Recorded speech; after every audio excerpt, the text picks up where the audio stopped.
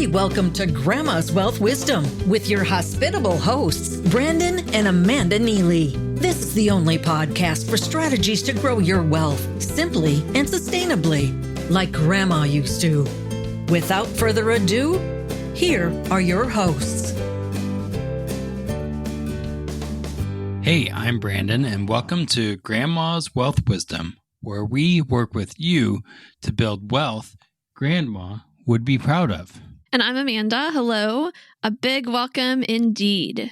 So before we jump into today's episode, I want to add a segment to our podcast all about reviews because, as we know, reviews help.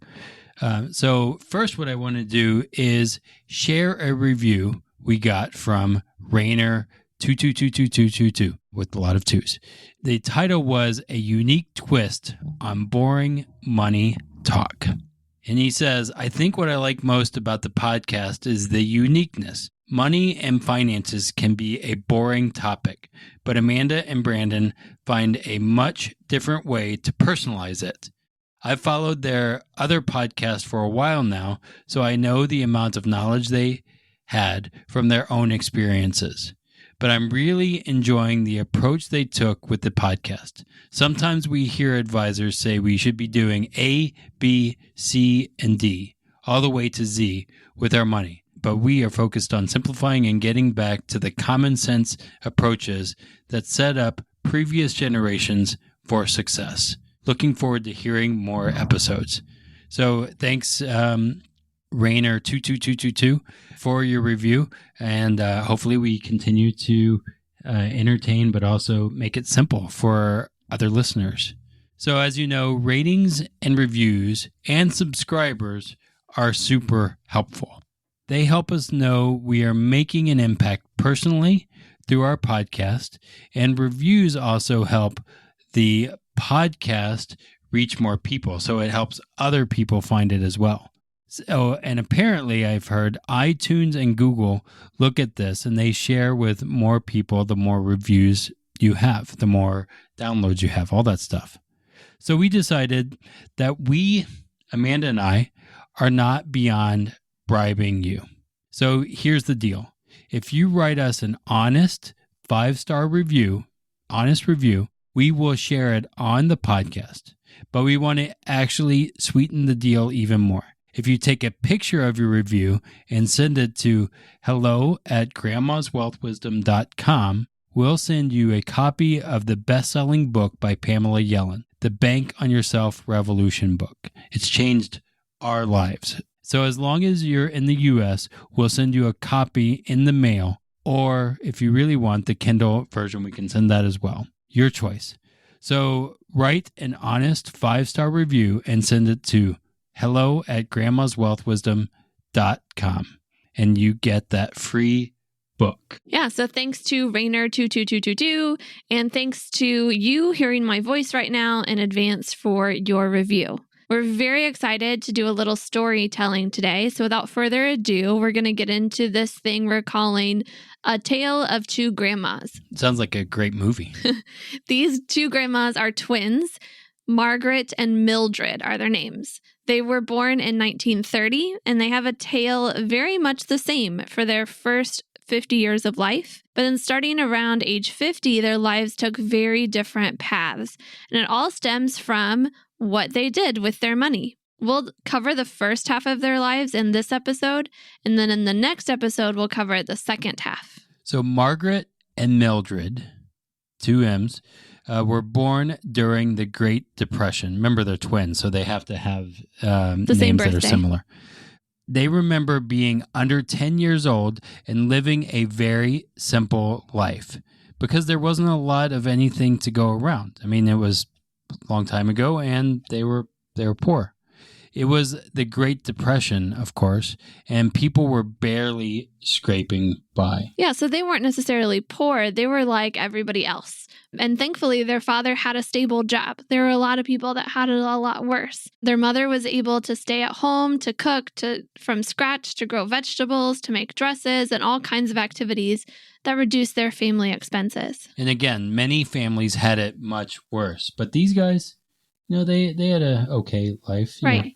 Then when Margaret and Mildred were in their tweens, the war started, World War II, and things continued as they had before. So their father was too old to be drafted, so he continued at his job. Lucky he was at that age, so he didn't have to go to war. And as a family, they were used to living simply, so the rations of food and gas didn't impact them too much. I mean, in their household, you wouldn't know a war was actually going on if it weren't for the air raid drills at school and the ration tickets their parents kept in their wallet. Grandma always said, eat your vegetables. She loved making home-cooked meals with healthy food and from-scratch desserts. Would you create a diet of fast food or cookie-cutter financial products that made you fat and bloated with fees? Or would you like wholesome, time-honored wealth strategies served with balance and trust? Get started with your healthy money planning by downloading Wholesome Wealth Recipes. Your Moolah cookbook is waiting for you at grandmaswealth.com.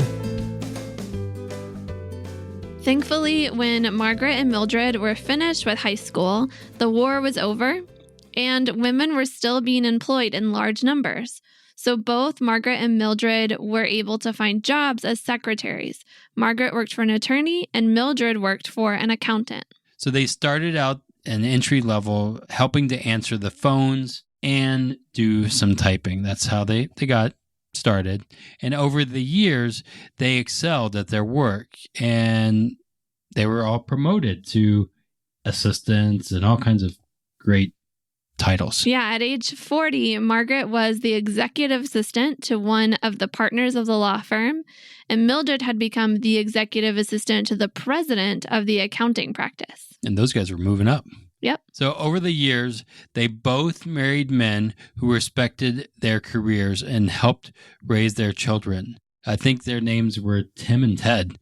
I did not tell you their names. I'm pretty sure it was Tim and Ted married Margaret and Mildred, so that Margaret and Mildred were able to increase the standard of living for their household.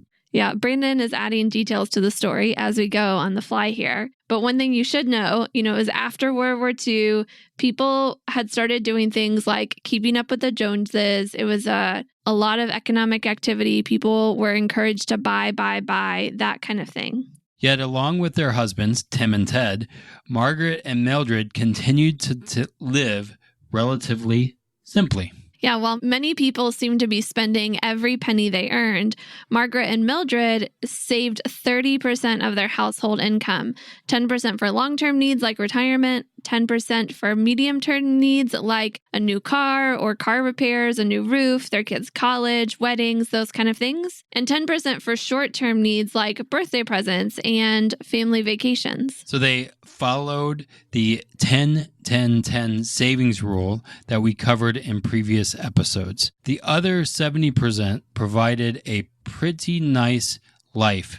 Yeah, much better than what Margaret and Mildred had growing up. They could go out to eat once or twice a month. They had a television in the family room.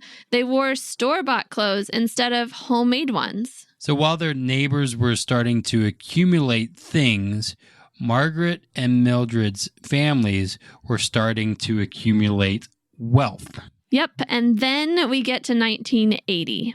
A very important thing happened in 1980. Both Margaret and Mildred's employers began to offer the staff a company 401k program. It was a new, flashy thing that Ted Benna had come across in the IRS code. It looked like a great deal. Save 3% of your paycheck automatically, and the company would match it and add an additional 3%. Plus, it's all pre-tax. So in 1980, I looked this up. The employee contribution limit was $45,475. And Margaret and Mildred were making above average. The average income was, I think, around $11,000. Margaret and Mildred were making $15,000 because they had been in the same company and were executive assistants. So only making $15,000 and the contribution limit being over $45,000, practically speaking, they could contribute as much as they wanted to. But then that's really high compared to what we can do today, right? Well, relatively, yeah, because salaries are higher, but also the contribution, it's gone up and down. Gotcha. So Margaret kept her financial plan the same as it was before, but started saving an extra 3% in this new 401k so that she could get the match from her employer. That means that Margaret was now saving 33% of her income, and her employer added another 3% to the 3% that Margaret put into her 401k. Now, Mildred was more excited about the 401k. After all, she did work for an accountant and had seen lots and lots of numbers over the years. And she wanted to get in on the game that many of the firm's wealthiest clients were playing for the last 30 years. So she decided to move the entire 20% of her long-term and medium-term savings into this new 401k strategy. She'd get the 3% match, plus she was super excited about the growth that she could get in the market. So in order to save that 20% of her income into the 401k, she had to quit saving that 20% where she had been saving it. So we skipped over this part. So where had Margaret and Mildred been saving 30% of their income in the first place, Amanda? I forgot that we didn't add that. Right. Terrific question. So the 10% that they set aside for short-term needs was going into a savings account and being used on an annual basis. It was, kind of rolling over that kind of way. The other 10% for medium-term and the 10% for long-term needs was going into a cash value whole life insurance policy. They would use the cash value when needed for their kids' college, for that new car, for the roof repairs, whatever, and then they'd refill it as they were able. Most of that cash value in their policy was there to help cover their retirement needs above what they could expect to receive from Social Security.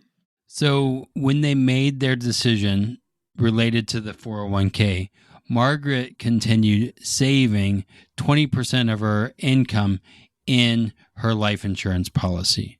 Mildred stopped funding her life insurance policies altogether. In fact, she cashed out her cash value and opened up a brokerage account with what the funds she had in there before.